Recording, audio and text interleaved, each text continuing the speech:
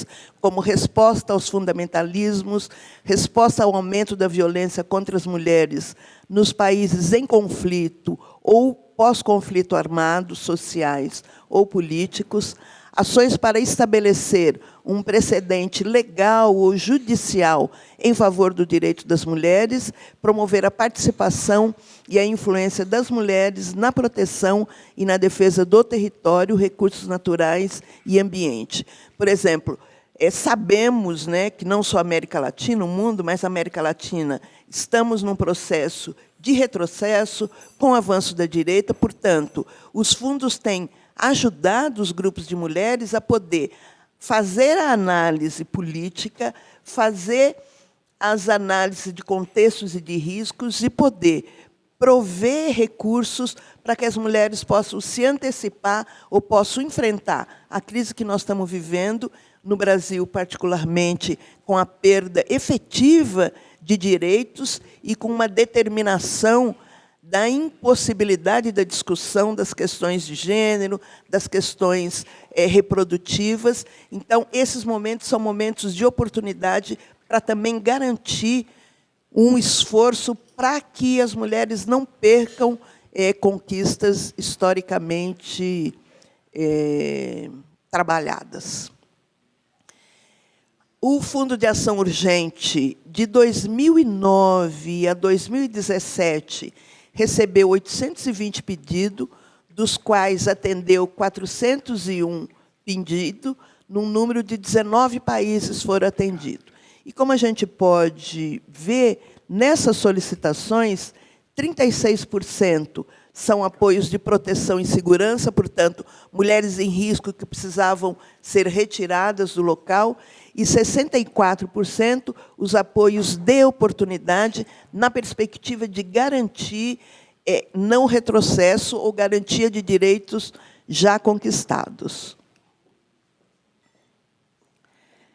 Os tipos de ameaças fruto desses apoios concedidos: enfrentamento aos riscos e ameaças à vida das defensoras, segurança das defensoras e suas organizações, ameaças por telefone ou por escrito contra as defensoras, suas organizações e suas famílias.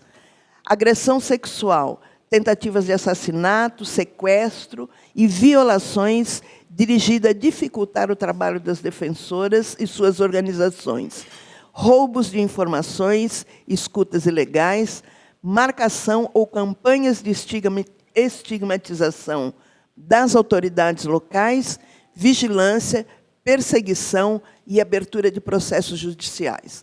Nessas 401 ações atendidas, esses são os tipos de ameaças presentes. As ações e estratégias apoiadas.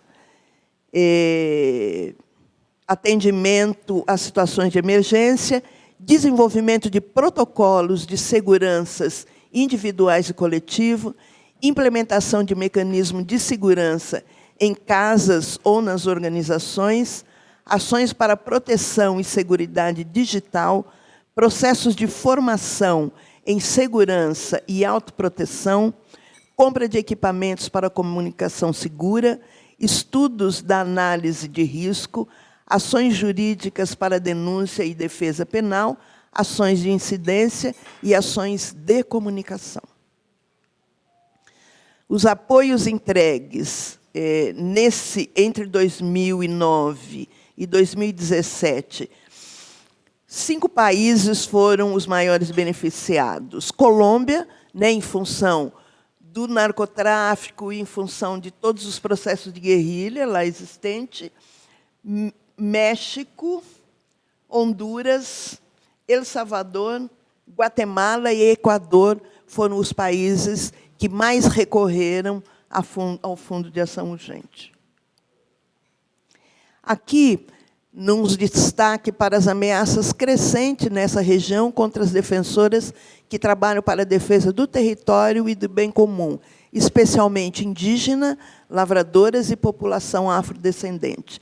O que chama atenção aqui é que, de 2012 a 2014, tanto Guatemala quanto México houve quase uma triplicação das agressões vividas pelas mulheres.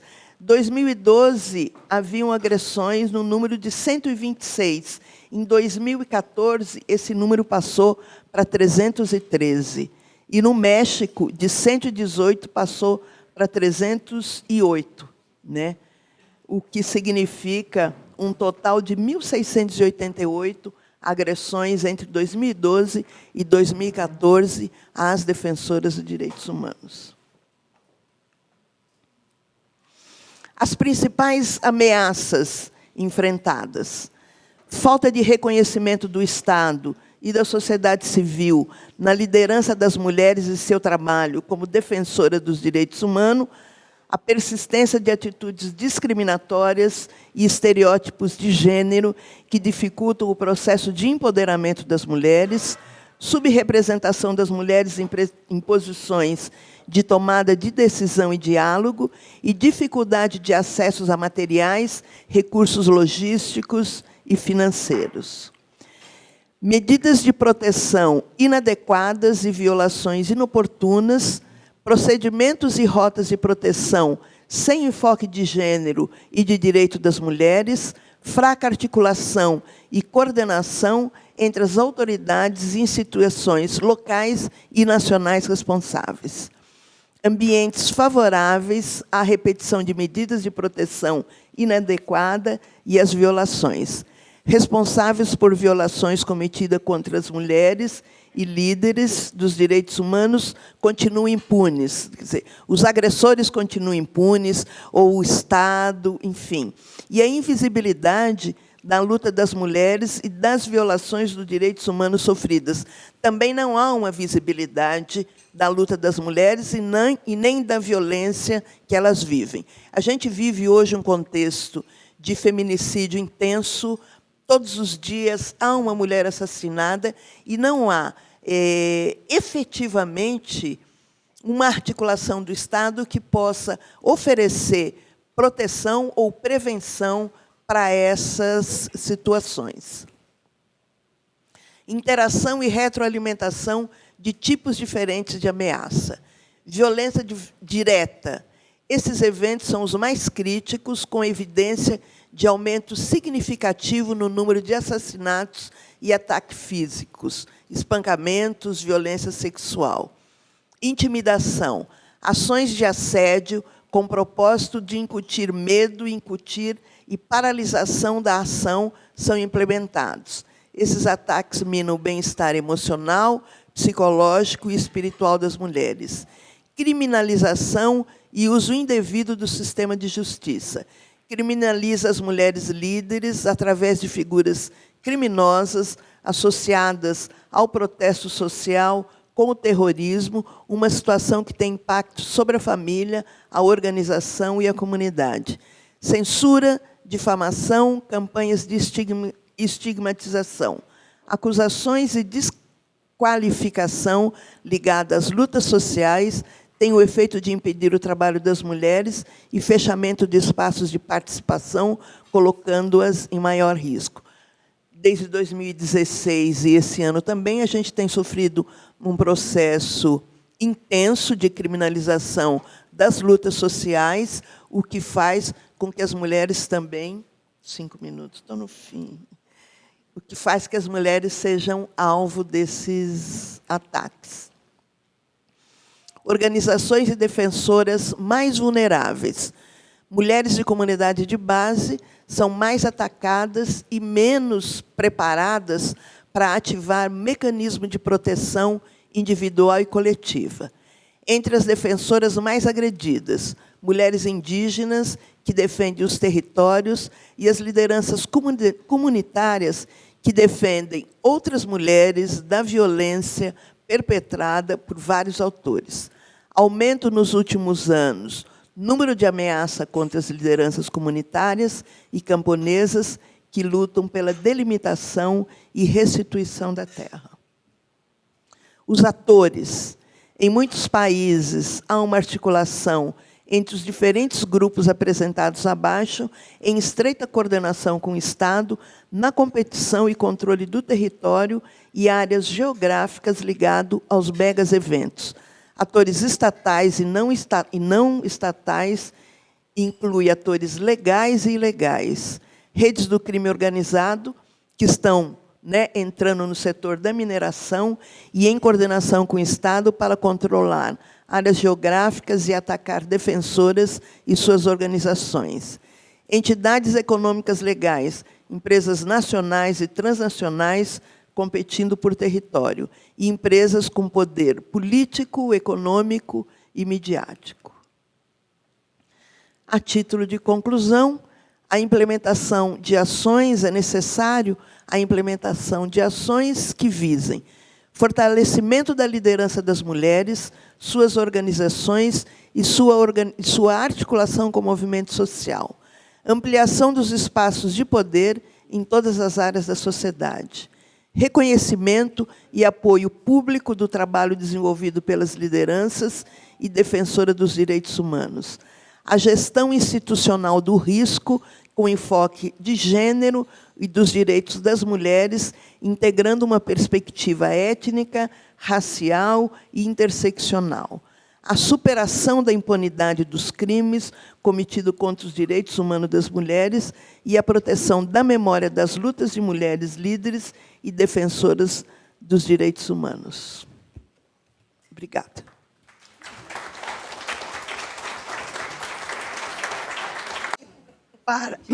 Parabéns para todas e todas. E falo parabéns porque eu acho que este é o momento de ouvir comentários, perguntas, reflexões. Acredito que o painel tem sido diverso, tem falado desde as questões mais macro, mais do arcabouço que a gente tem nos direitos humanos, hasta as questões muito práticas que o Fundo de Emergência das Mulheres está fazendo. Então, vou pedir para as pessoas duas coisas. Uma, se apresentar, e a segunda, ser concretos para ter espaço para muitas intervenções, e depois vamos dar espaço para nossos panelistas e nossas panelistas.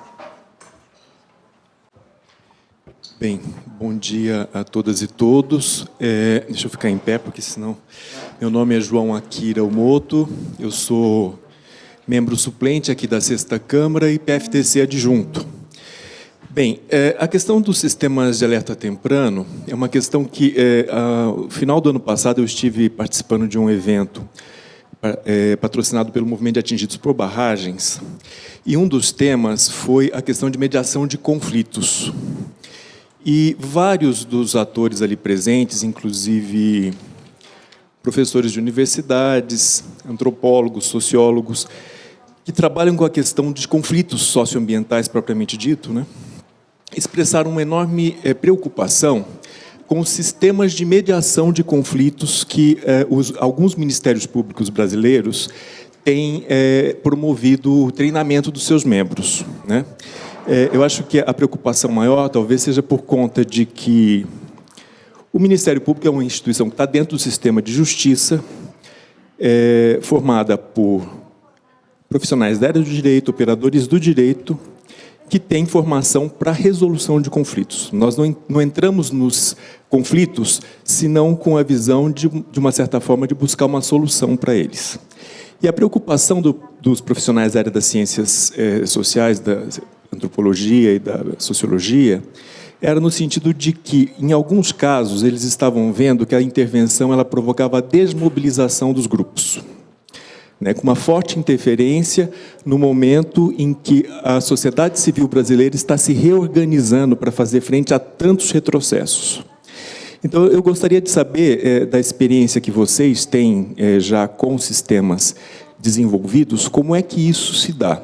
Eu tive, no ano passado, participando de um evento patrocinado pela ONU, pelo Alto Comissionado, lá no Montevidéu, e foi uma das coisas que, inclusive, eu coloquei por conta da experiência que o Chile trazia em relação à questão dos conflitos para a questão de mineração.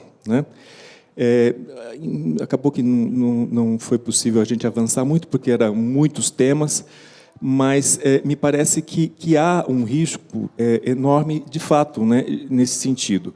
E eu coloco especialmente, até para os colegas do Ministério Público, uma reflexão, porque, na verdade, nas situações, a gente tem tido muitas situações, por exemplo, de conflitos. Vamos pensar a situação recente de ocupação das escolas, né?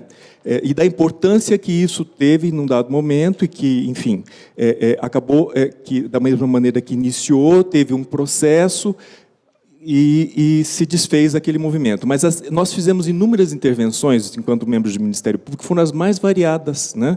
Teve colega que pediu força policial para retirar a criança de escola, né? Então, assim, a gente precisa ter clareza da instituição e da conveniência efetiva de termos um sistema de alerta temprano dentro de uma instituição em que cada membro ele tem absoluta independência e que ele vai seguir as regras que são próprias dele, né? Então, assim, de que maneira que nós conseguiríamos amarrar isso para que, de fato, se torne um sistema que possa vir a garantir a organização da sociedade e a luta pelo reconhecimento de direitos? Porque tem riscos, né? E acho que a gente precisa estar atentos para esses riscos próprios dessa instituição. Era isso. Obrigada, João. Alguém mais? Eu sou Marlon, já me apresentei antes. Eu queria reforçar um pouco esse ponto, que é uma preocupação muito, muito forte, pelo menos na realidade brasileira, de que a criação de um sistema, seja ele totalmente público, ou um sistema parcialmente público de alertas precoces, ele possa representar primeiro, para a comunidade, a desconfiança que ele vai ver, porque é uma forma de estar compartilhando a sua... Porque vou começar antes. Eu acho que a gente não deve demonizar o conflito, porque o conflito ele é parte do mecanismo de transformação social. Enquanto as populações, né, mais vulneráveis não partirem para um conflito, para um enfrentamento, eles não conseguem fazer a sua pauta de direitos avançar. Então, a primeira pergunta é essa: como que um sistema de alertas precoces não estaria dizendo que o conflito é uma coisa ruim? Talvez como um dos dilemas que foi ponderado. Segundo, o que a gente não quer é que o conflito se transforme em violência. Mas, em geral, e eu falo do Brasil, nós temos um sistema de alerta precoce. E ele avisa, de certo modo, não muito sinalizado, mas ele avisa que é hora da repressão ser mais forte sobre o lado mais fraco, para evitar que esse conflito fique ainda maior. Então, eu tenho um problema de como é que os atores, daquele primeiro aspecto que a Ana Paula colocou, da vontade política, eles usam essa informação em que vetor? E como que um sistema de alerta precoce pode garantir que vai ser usado no vetor de afirmação de direitos e não de repressão de direitos sob o pretexto de evitar a violência? Então, eu queria ver se a gente conseguia aprofundar um pouco essa reflexão. E, segundo, se nós temos da experiência comparada casos de sucesso, se nós já temos massa crítica suficiente para dizer que esses sistemas funcionam. Eu aqui fico com a reflexão do R2P, né? Nós temos dificuldade de afirmar que os sistemas de R2P estão funcionando, senão o mundo não estaria como está. Nós temos nos sistemas de alerta precoce análise de informação suficiente para dizer que os sistemas em si são uma medida boa e eficaz? Érica Yamada, eu queria fazer uma colocação que, frequentemente, quando a gente vai analisar a situação de direitos humanos no Brasil, a posição dos representantes do Estado, do governo brasileiro, é alegar a dificuldade, né, do Brasil ser um país de extensão continental e, num sistema federativo complexo, você implementar sistemas de monitoramento de direitos humanos que sejam minimamente, que dialoguem entre si e, quanto mais ainda, com compromissos internacionais de direitos humanos. Então, queria ver se vocês têm alguma reflexão com relação a isso, pensando num sistema que seria mais dentro de instituições E pensando aí talvez com um olhar mais na situação dos povos indígenas, essa questão dos sistemas mais locais, que talvez sejam mais efetivos, exatamente porque essas ameaças que foram apresentadas aqui, né, de intimidação, de criminalização, de censura, de difamação, elas são a realidade ali do cotidiano, que às vezes o que precisa é trabalhar com o entorno, né? Você precisa de uma campanha ali no município para entender que tem defensores de direitos humanos ali, que eles precisam ser vistos e respeitados, né?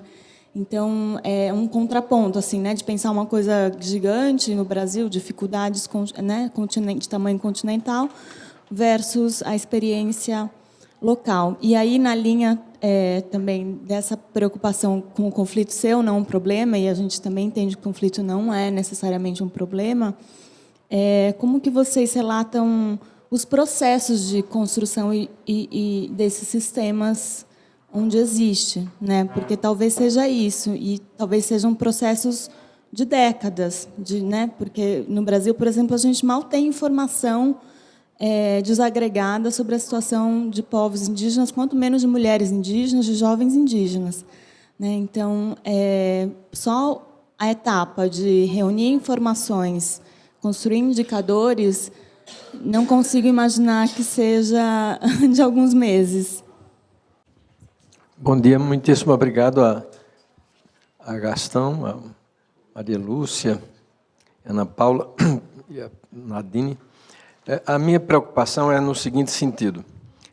Somos aqui vários atores com várias experiências e as observações que foram feitas aqui, os comentários, ajudarão cada qual a identificar como é que na sua área de atuação essas experiências, essas metodologias poderão ser utilizadas para a construção do seu sistema de tornar mais eficaz a sua atuação, de maneira preventiva ou de maneira responsiva, né? Mas eu, então, queria afinar um pouco mais para dizer algumas das angústias nossas. É que, em geral, já é possível para nós fazermos várias dessas análises das situações potencialmente deflagradoras de violações. Mas nós estamos com uma preocupação mais específica ainda para comunicações de urgências, comunicações de violências na iminência de ocorrer ou em processo de ocorrência. E aí, basicamente, a preocupação vai em duas linhas. Como construir uma rede de informantes confiáveis, ou seja, como é que você constrói para ter essa base preliminar de informações que possam já passar por um teste de credibilidade e de confiança. E, portanto, a minha fonte é crível, eu acredito nela e pronto. Segundo, como construir uma rede de atores que sejam eficazes para aquela resposta rápida, agindo no local. Ou seja, claro, e nós aqui, na perspectiva da Sexta Câmara, temos um olhar, estamos no mês do Abril Indígena, temos um olhar sobre os índios, mas também temos a questão dos ciganos, temos a questão dos quilombolas, e no diálogo estreito com a PFDC, temos uma preocupação com a juventude negra, em diálogo com a Sétima Câmara e a PFDC, temos uma preocupação com a população carcerária e os motins que podem acontecer. Então, como construir essa rede de informantes com credibilidade e dos atores que possam ter uma resposta rápida e pronta. Quer dizer, quais são os níveis, as instâncias e o diálogo, como é que se faz essa partilha de informação. Muito obrigada. Eu acho que vamos a dar... En realidad, hablando con Gastón, creemos que sería importante invitar a esta mesa también las experiencias de Colombia en Perú, que Rolando, Luis, Claudia, se pueden venir aquí un poquito y contarnos.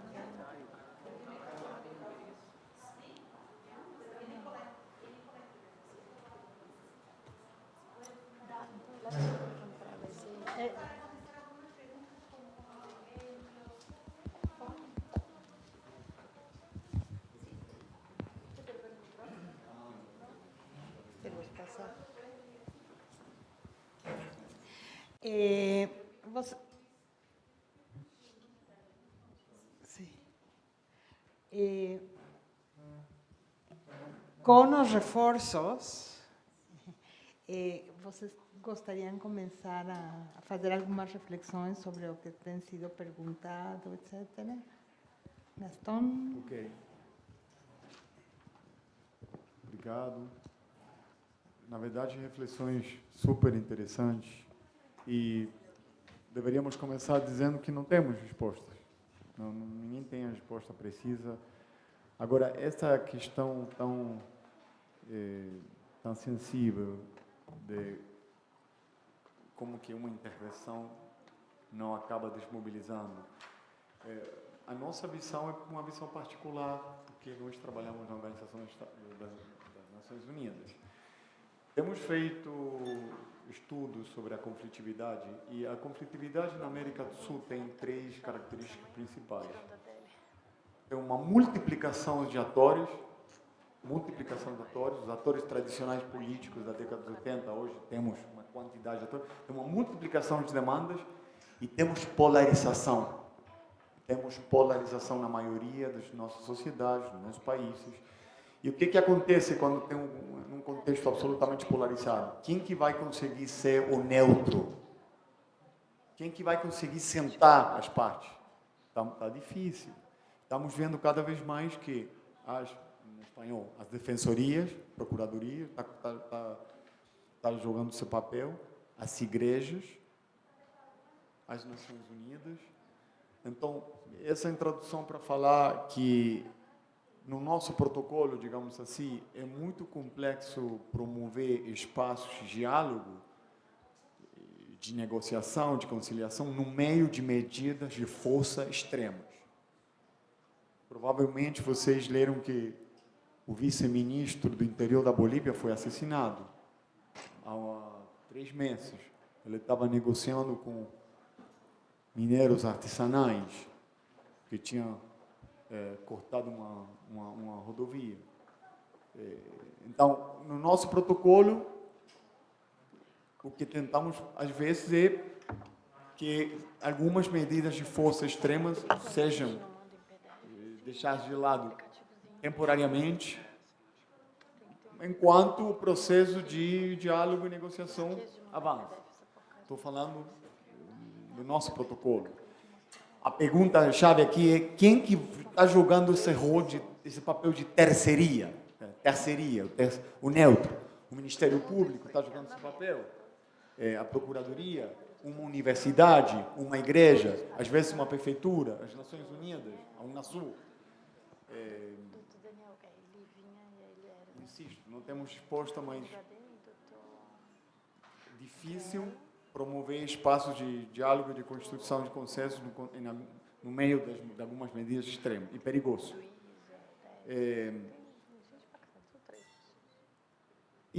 Vou insistir de novo nessa ideia que os SART são ternos feitos à medida. Eu tenho visto em vários países, na Guatemala, por exemplo, sistemas de alerta precoce comunitários, em comunidades bem pequenas.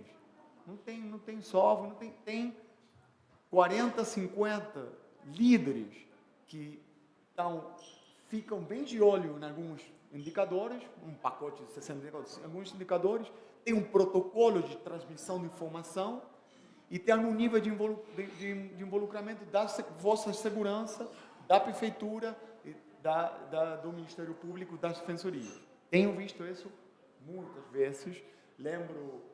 Estou lembrando da mineradora, uma das mineradoras mais grandes do Peru, a Antamina, que apresentou aqui no Brasil há 2 anos um sistema bem pequeno numa comunidade nos Andes, e era um sistema que funcionava telefone, mensagem de texto. Aí não tem iPhone, era mensagem de texto.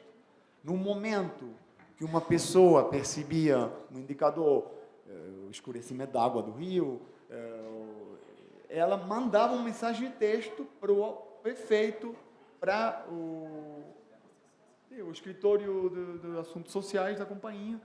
E lembro que eles começaram a funcionar. Lembro o Ricardo Morel, o gerente, que contou que o primeiro caso que tiveram foi um caminhão que tinha atropelado um cachorro. Meia-noite. Um caminhão da companhia, da mineradora.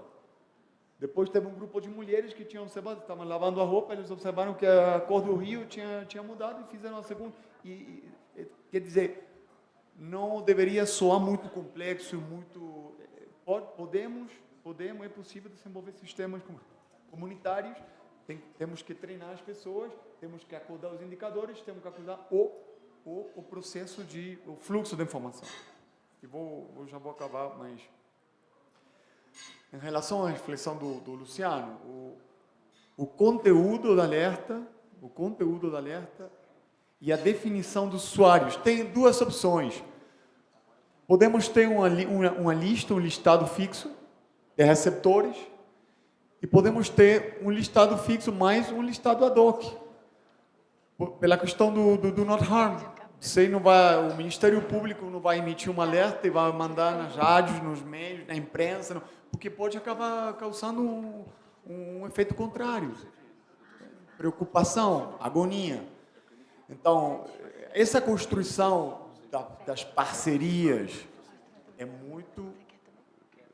demanda muito tempo, muita paciência. A Argentina está começando a fazer esse trabalho, a Costa Rica acabou esse trabalho. Mas o primeiro passo, eu falaria, para fazer um resumo, é um mapeio dos atores que têm essa capilaridade, essa presença no terreno, igrejas, lideranças, universidades, prefeitos, ONGs, forças de segurança, se dá para falar, se dá para compartilhar informação. Uma vez que eu tenho esse mapeio, eu posso institucionalizar a cooperação. Sou o Ministério Público, eu vou assinar acordos, compromissos com 30 organizações. É isso que estão tentando fazer agora na Argentina. Tem 30 acordos com 30 instituições de várias províncias para analisar, coletar, analisar conjuntamente e emitir um alerta. É diferente uma alerta que é emitida só pelo Ministério Público que uma alerta que está acordada num espaço de 30 organizações. E aí, para acabar, e voltando para a pergunta do Marlon, na nossa guia, nós estamos promovendo sistemas mistos. Sistemas mistos. Não que estejam inteiramente no núcleo do aparato estatal, mas também não que estejam em comunidades isoladas, porque depois precisamos garantir a resposta ao monitoramento. Então, sistemas que tenham acesso a fontes de informação, Estado e sociedade civil, cooperação, coordenação entre as instituições-chave e essas 30, 40, 50 organizações-chave, num país continente como o Brasil, não sei quantos serão. Sistemas comunitários bem simples, com as lideranças locais. E tentar sempre garantir acesso aos níveis decisórios. E é muito interessante, agora sim vou acabar. Às vezes acontece... O que estava falando, João, às vezes acontece que uma instituição do Estado, o Ministério Público, a Defensoria, quer intervenir num conflito, está vendo que o conflito aconteceu, ficou sabendo pelo meio imprensa, mas não tem nem o telefone do líder indígena, ou do líder campesino, ninguém conhece ele está numa zona isolada, na montanha, e ninguém... Então, essa construção é construção prévia, tem que ser feita com antecedência, temos que fazer esse mapeio, temos que garantir esse fluxo, que dá digamos assim, uma instância, última instância, para alguém poder pegar um telefone e fazer uma ligação. E essa alerta temprana de verdade, quando um pensa nos acontecimentos, sei lá, Bagua, no Peru, 2009, agora no Equador, um acampamento de uma mineradora que foi ocupado por o povo indígena Shuar. 2 pessoas acabaram mortas, e um policial. Então, são várias ações simultâneas que têm que ser feitas, mas acho que temos que... O Peru, provavelmente o Rolando vai falar, o Peru regulamentou a consulta prévia e dos elementos da institucionalidade que se precisava era um registro da autoridade indígena. Eu tenho um problema nessa região, nessa prefeitura, eu sei que aí está a autoridade tal, cacique tal, com suplente tal, que tem o telefone tal. E são nesses 24 minutos o que nós chamamos a janela de oportunidade, que tem que ser incluída no alerta. A ação recomendada e a janela de oportunidade medida em horas ou dias. É por isso que é preciso ter esses canais abertos. O segundo gole foi pior do que o primeiro. Foi melhor do que o primeiro. Obrigada. Ana Paula.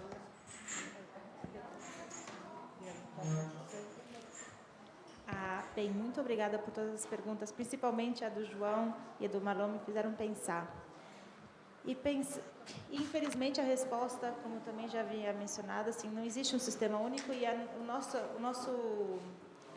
comportamento como ser humanos também tão pouco previsível. Se vocês entrarem nesses modelos de alerta temprano, de precoce, que existe de fórmula, sobre o risco, não sei o grau de ameaça, mais o grau de vulnerabilidade, dividido pelo grau de compromisso político versus a capacidade estatal, vai chegar um modelo de... Enfim, esse pode ser uma linha que vocês queiram ir, ou não. Ou não, ou não. Vamos olhar o que aconteceu com as Nações Unidas. A Ruanda, Srebrenica, ficou muito claro a necessidade que, assim, algo precisa ser feito em relação à prevenção. Chegou Sri Lanka. Um dos grandes resultados do que aconteceu em Sri Lanka foi a responsabilidade, a falta das Nações Unidas em não ter previsto o que aconteceu. E a partir daí surgiu uma iniciativa que em inglês chama Human Rights Upfront, que é colocar os direitos na frente. Isso inclui todas as análises do que as Nações Unidas faz, principalmente de questões de conflitos, enfim.